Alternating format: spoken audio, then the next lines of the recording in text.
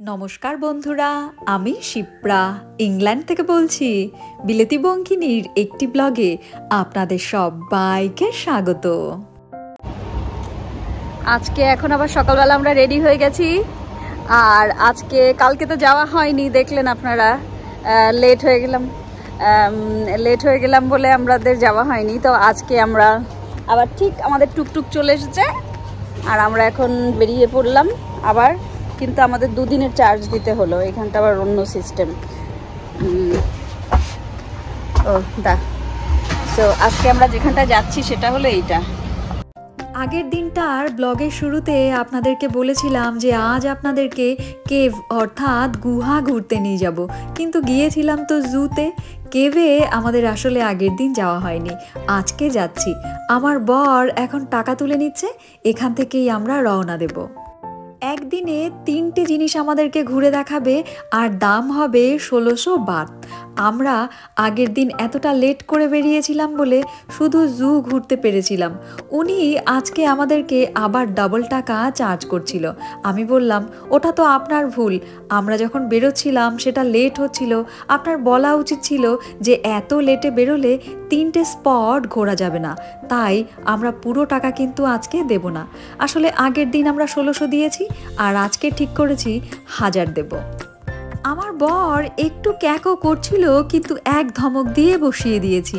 আমি বললাম, টাকা কি গাছে ফলে?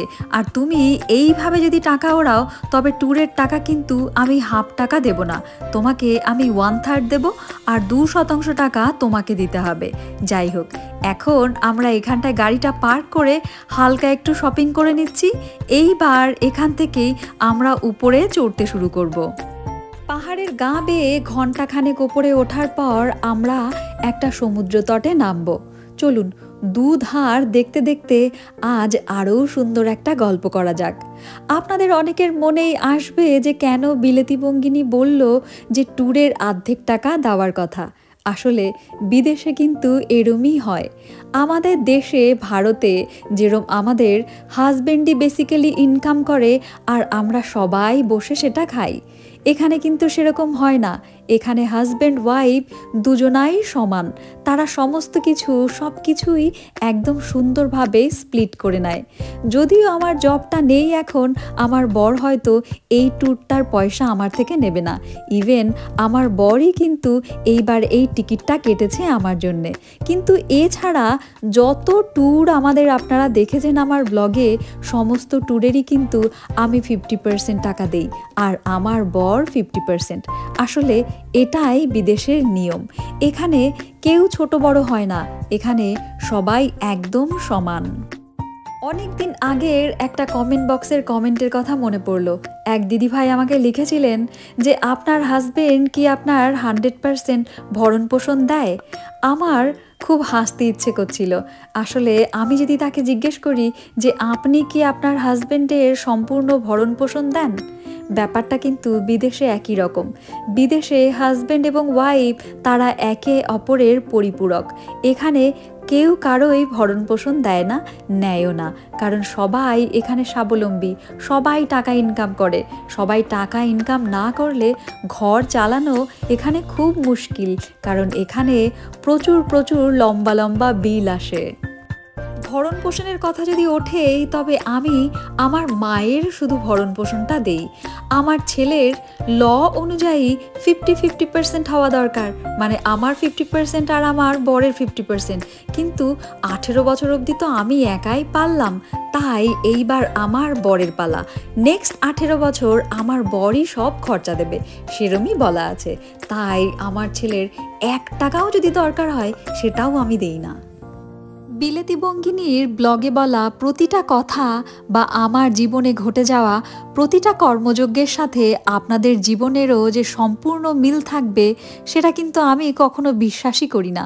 আবার আমার জীবনে ঘটে যাওয়া ঘটনা বা আমার আইডিওলজির সাথে আপনাদের আইডিওলজি মিলবে কিনা সেটাও কিন্তু আমি আশা করি না।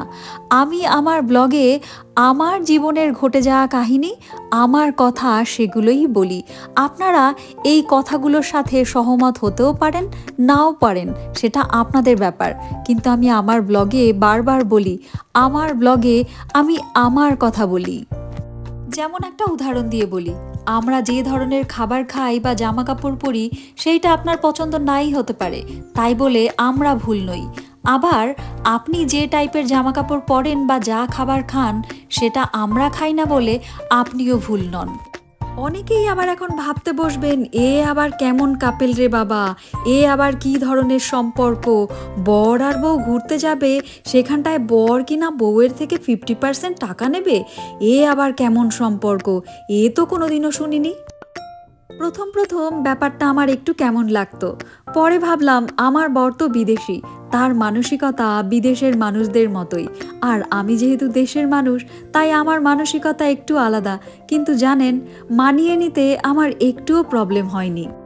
আগে শ্বশুরবাড়িতে 10 বছর কাটিয়েছি, ঘর, রান্না বান্না, সংসার, বাচ্চা, পড়াশুনো, তার সাথে চাকরি, সব কিছু সামলেও কোনোদিন আমি তোমার সমান এই কথাটা বলার স্পর্ধা হয়নি। আর এখানে 1 কাপ চা বানিয়ে দিলে 7 বার যখন আমাকে কেউ থ্যাংক ইউ বলে এবং তার সমান হবার জন্যে সে নিজেই হাত বাড়িয়ে দেয়, সেই জায়গাটা না নিয়ে কি করে পারি বলুন তো? আমার ব্লগে বলা প্রতিটা কথা গভীর অর্থ বহন করে। উন্মুক্ত আকাশের যারা স্বপ্ন দেখে তাদের জন্যই এই ব্লগ। চলুন ওপরে যাই। 430 মিটার ওপরে ওঠার পর আমরা ওই কেভটা পাবো, আর এই কেভটা কিন্তু একদম খাড়াই, এই যে সামনে রাস্তা। তো এখনো 430 মিটার, চলুন উপরে ওঠা যাক। আর রাস্তা কিন্তু এরম পুরো খাড়াই, উফ বাবা, স্লাফি, বেশি বিশাল স্লিপারি হবে মনে হচ্ছে। আরও খানিকটা ওপরে ওঠার পর দেখি এখানটায় লেখা রয়েছে ফাইটার্স অন স্টোন। আমার বর আমাকে দেখিয়ে বলল, ওই গাছগুলোকে কিন্তু ফাইটার্স বলা হচ্ছে, কারণ এত শক্ত স্টোনের ওপর এত সুন্দর করে ওই গাছগুলো হয়েছে। সত্যি গাছগুলো কত নরম আর পাথর কত শক্ত, তারপরেও দেখো কেমনভাবে টিকে আছে। আর তুমি কত শক্ত, তারপরেও আমার মা যদি তোমাকে কিছু বলে তুমি একদম তেলে বেগুনে জ্বলে ওঠো। আমি বললাম, ভাগ্যিস ওদের তোমার মায়ের মতন শাশুড়ি নেই, তাই ওরা পাথরের ওপরেও ঘর করে নিচ্ছে, কিন্তু তোমার মায়ের মতন যদি একখানা শাশুড়ি পেত তবে ওরা এখানেও টিকতে পারতো না। এই সব বলে দেখুন আমরা দুজনই আবার হি হি করে দাঁত বার করে হাসছি। মনে হচ্ছে ওইটা মুখ, আর এই নিচটা এরকম, যেরকম অপূর্ব সুন্দর সেরকম কিন্তু ভয়ানকও দেখতে। কাছে আসলে ভয়ানক মনে হচ্ছে গিলে খেয়ে নেবে। আর এই পাশটা গ্রিন স্টোন, গ্রিন স্টোন।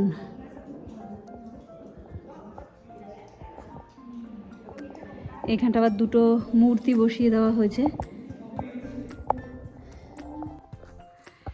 এই যে পিছনের এই জায়গাটা মনে হচ্ছে না যেন ঝর্ণা পড়েছে, মানে কি বলবো, পাহাড়ের ঝর্ণা। কি দারুণ, মনে হচ্ছে অনেক বছর ধরে পাহাড়, মানে কি বলবো, গুঁড়ো গুঁড়ো হয়ে হয়ে পড়েছে জলের সাথে। যে জিওগ্রাফির টিচার হবে সে ভালো আমায় বলতে পারবে, আমি অত ভালো বলতে পারবো না। তবে এই দিকটাও ছোট ছোট এই যে তৈরি হচ্ছিল, এই যে এরকম, মানে ওখান থেকে প্রচুর জল পড়েছে। আর ওপরে কোনো মানে ওপরের যে পাথরগুলো রয়েছে, পাথরগুলো মানে নরম পাথর আর কি, সেইগুলো এরকম গলে গলে গলে গলে পড়েছে, আর পড়ে এরকম তৈরি হয়েছে। পুরো মোমবাতির যেরকম মোমগুলো গলে পড়ে ঠিক সেই একই প্রক্রিয়াতে হয়েছে আর কি। ওহ কি দারুণ, কি দারুণ। যতই প্রশংসা করি সেটা কম প্রকৃতির জন্যে। খুব সুন্দর, খুব। ওয়াও, এই দিকটা দেখুন কত সুন্দর। আর এই ওপরটা থেকে নেমে এলাম হেঁটে হেঁটে, উফ মানে সেই সুন্দর। কর্তাবাবু নিচে হেঁটে যাচ্ছে, চলুন নিচের দিকে যাই। আবার নিচে গিয়ে দেখাই যে নিচটা কীরকম, নিচ থেকে ওপরটা কেমন লাগছে। এটাই আসলে সেই গুহা।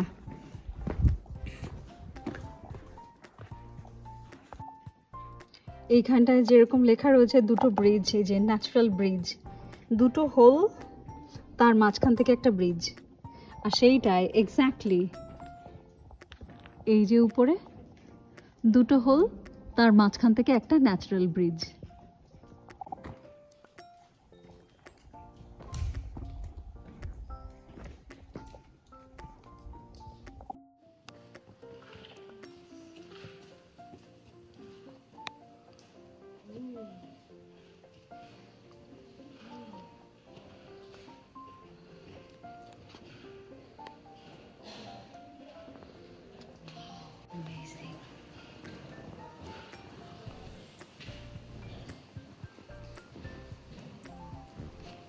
উপর থেকে মনে হচ্ছে যেন ইয়েগুলো পড়ছে, পাহাড়গুলো ভেঙে ভেঙে পড়ে যাবে।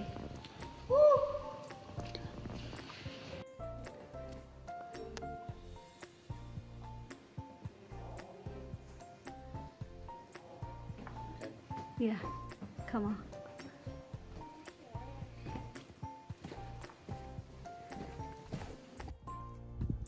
এইখানটায় হয়তো এই যে গুটি সাজিয়ে রেখে গেছে, ছোট্টবেলায় আমরা 7 গুটি খেলতাম, 7 গুটির মতন এখানটায় গুটি সাজিয়ে রাখা, হয়তো কেউ উইশ করেছে, যেরকম আমরা বিলিভ করি সমস্ত কিছুতে। তাই কি দারুণ, যত প্রশংসা করি ততই কম পড়ে আর কি। আজকে নেচার আমায় ডেকে ডেকে বলছে যে তোমার ভোকাবুলারিতে অত ওয়ার্ড নেই যে তুমি আমাকে বর্ণনা করো। সত্যিই তাই, শুধু বলতে পারি সুন্দর, তার বাইরে আর কিচ্ছু নেই, কারণ এতই সুন্দর। গুহার একদম সেন্টারে সুন্দর একটা মন্দির বানানো। মন্দিরটা যে প্রথম থেকেই ছিল তা কিন্তু নয়, একদম নতুন। তবে আগে ওই মন্দিরে যাওয়ার নির্দেশ ছিল, এখন আর ওখানটায় যাওয়া যায় না। আমার ক্যামেরাতে কতটা ধরা পড়ছে আমি জানি না, তবে ওপর থেকে সূর্যের আলোর ছটা নিচে আসার সাথে সাথে পাথরের গায়ের কালার কিন্তু চেঞ্জ হয়ে যাচ্ছে। ছবিতে সত্যি কতটা বুঝতে পারছেন আপনারা, আমি বুঝতে পারছি না, তবে খালি চোখে দেখলে একদম চোখ ধাঁধিয়ে যায়। এত সুন্দর আলোর খেলা, সত্যি দারুণ, অবর্ণনীয়। এই সব কিছু না শুধু শুধু দেখতেই হয়। মনে আছে সেই জিওগ্রাফি বইয়ের 8848 কিলোমিটার, 8848 কিলোমিটারই তো মনে হয়, এখন মনে হয় আর 1 মিটার না কতটা বেড়েছে হিমালয়া। তখন এর মর্ম বুঝতাম না, এতদিনও এর মর্ম বুঝিনি। আজকে যখন শুধু 430 তো দেখলাম না, 430 না 430 বা 530 মিটার, এই উপরে উঠতে পুরো গা দিয়ে ঘাম বেরিয়ে গেছে, পুরো গন্ধ বেরোচ্ছে ঘামের রীতিমতো, আর পুরো মাথা ঘুরছে। আমার এখানটা বসে রয়েছি, ওইখানটা বসেছিলাম, ওখান থেকে উপরে এখানটা আসতে গিয়ে পুরো মাথা ঘুরছে। এখন বুঝতে পারছি যে এডমন্ড হিলারি আর তেনজিং নোরগের কত দাম। আর শুধু তো তারা নয়, সেটা তো সেই কোন যুগ আগে। বাট এখন যারা হিমালয় চড়ে বা পর্বত আরোহী যারা, মানে আজকের থেকে আমি দারুণ রেসপেক্ট করবো। এতদিন শুধু নিউজে আসতো আর চলে যেত, সেরকম একটা খেয়াল করিনি কখনো, কিন্তু আজকের পর থেকে আমি খুব খুব মানবো তাদেরকে, যে কতটা কষ্টসাধ্য ব্যাপার পাহাড়ে চড়া। শুধুমাত্র এই 450 মিটার উপরে উঠতে গিয়ে যেরকম যান কয়লা হয়ে যাচ্ছে, তার মানে যারা অত চূড়ার, এটা তো কোনো কিছুই না, কোনো বাধাই নেই, সমস্ত ফ্যাসিলিটিস রয়েছে এখানটায়, কোনো অ্যাক্সিডেন্টের ভয় নেই, কিন্তু অতটা দুর্গম পাহাড় যারা পেরিয়ে পর্বত আরোহীরা উপরে শৃঙ্গে ওঠে, seriously I hats up them. আমার কর্তা মশাইয়ের অবস্থা খারাপ, ও ওইখানটা পাথরের উপরে বসে রয়েছে, আর আমি এই পাশে পাথরের উপরে বসে রয়েছি। সত্যি খুব কষ্ট। এখান থেকে এরকম করে সানলাইট আসে, আর সেই সানলাইটের জন্যই দেখুন এত উপরেও কি সুন্দর গাছপালা হয়ে গেছে। জীবের ধর্মই তো এটা। আমার মতন যাদের ছোটবেলাটা গ্রামে কেটেছে, তারা এই ছোট্ট ছোট্ট হোলগুলোকে দেখেই বুঝতে পেরেছেন যে এইটা কিসের বাসা। হ্যাঁ, ঠিক চিনেছেন, এইটা হলো সেই বুলবুলির বাসা। আমাদের স্কুলের সামনে এরকম ছোট্ট ছোট্ট বুলবুলিতে বাসা করত, আর এর মধ্যে থেকে না একদম ছোট্ট ছোট্ট পোকা বেরিয়ে আসতো, আর যারা পেছন দিকে করে হাঁটতো, আমরা হাতে পেন্সিল বা পেন নিয়ে সেই বাসার পাশে এরকম গোল গোল করে ঘোরাতাম, আর আমরা বলতাম, বুলবুলি তোর জামাই এসেছে, চিংড়ি মাছের ঠোঙায় করে মিষ্টি এনেছে। মনে আছে সেই সব খেলাগুলো? সত্যি কি দারুণ ছিল। আমার না ছোট্টবেলাটা দারুণ মনে পড়ে, আর ছোট্টবেলা রিলেটেড যা দেখি সেটাই মাথায় কীরকম গেঁথে যায়। গুহা আর মন্দির দেখে ক্লান্ত চরণে আমরা আবার সমতল ভূমিতে। আর দূরের এই ঝাউবনটা দেখুন, এরম ঝাউ গাছ কিন্তু সাউথের দিকে গেলেই দেখা যায়। যাই হোক, এইবার এইখানটায় আমরা একটু ভুরিভোজ করে নেব, তারপর যাব 3 নাম্বার পয়েন্টটা দেখতে। আর জানেন, কালকে ছিল আমার একাদশী, আজকে আবার মঙ্গলবার, নিরামিষ দিয়েই সারতে হচ্ছে। কি আর করা যাবে বলুন।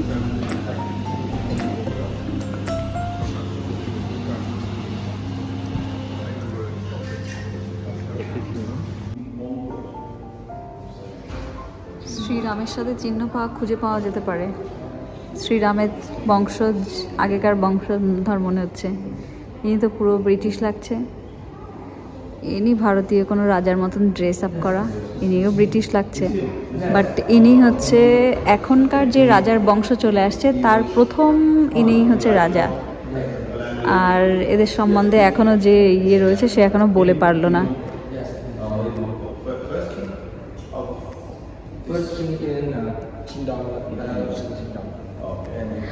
আর এখানে সমস্ত কিছুই থাই ল্যাঙ্গুয়েজে লেখা রয়েছে, তাই বুঝে ওঠা খুব মুশকিল। একটা ইংলিশ ওয়ার্ড নেই, তাই বুঝে ওঠা মুশকিল। এগুলো কি তরোয়াল ভেতরে?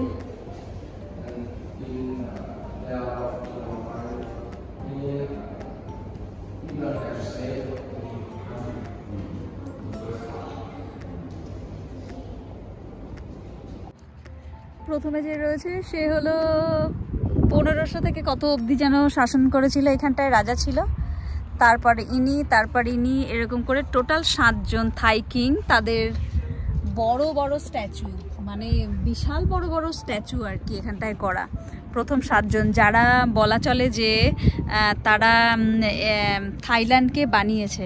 আর এরা কত রেসপেক্ট করে, এই দেখুন থাই পিপল, ওরা এসে মানে প্রে করছে এখানটায়। মানে একেই বলে হয়তো যে দেশভক্তি, সত্যি। আর এই মঙ্ক, এই কিং মঙ্কুট, yeah you can, okay okay, still here, yeah done, okay. আর এই যে মঙ্কুট, কিং মঙ্কুট, আর সবার ব্র্যাকেটের মধ্যে কিন্তু রাম লেখা, রামা 5, 6 এরকম 5। ইনি হচ্ছে যেমন রামা 4, আর রামা 5, রামা 2, এই যে এরকম করে করে লেখা রয়েছে। আর ইনি হচ্ছে ইংল্যান্ড থেকে এক টিচার এসেছিলেন ইংলিশ এখানটা পড়ানোর জন্যে, আর তার সাথে ওনার প্রেম হয়ে গেছিলো, তাই নিয়ে নাকি একটা মুভি আছে আমার বর বললো। আর দেখুন থাই পিপলরা সত্যি কত, মানে দেখুন, মানে সবাই দাঁড়িয়ে দাঁড়িয়ে প্রণাম করছে, প্রে করছে। দেখুন এইখানটায় যে প্রে করছে ওরা। আবার যদি দেখেন ওই যে হাত জড়ো করে, দাঁড়ান, হাত জড়ো করে ওরাও প্রণাম করছে, প্রে করছে, মানে ওদের কাছে এরা ঠাকুরের মতো। বন্ধুরা, থাইল্যান্ডে গিয়ে থাইল্যান্ড সম্পর্কে অনেক কিছু জানলাম এবং আপনাদেরকে জানালাম। পরের ব্লগে আশা করছি আরও কিছু নতুন তথ্য আপনাদেরকে দিতে পারবো। আর বিলেতি বঙ্গিনী আজ আপনাদের থেকে এখানেই বিদায় নেবে। আর পরের ব্লগে আবার দেখা হয়ে যাবে। ততদিন ভালো থাকবেন, সুস্থ থাকবেন, পরিবারের সবাইকে সুস্থ রাখবেন। Tata, bye bye.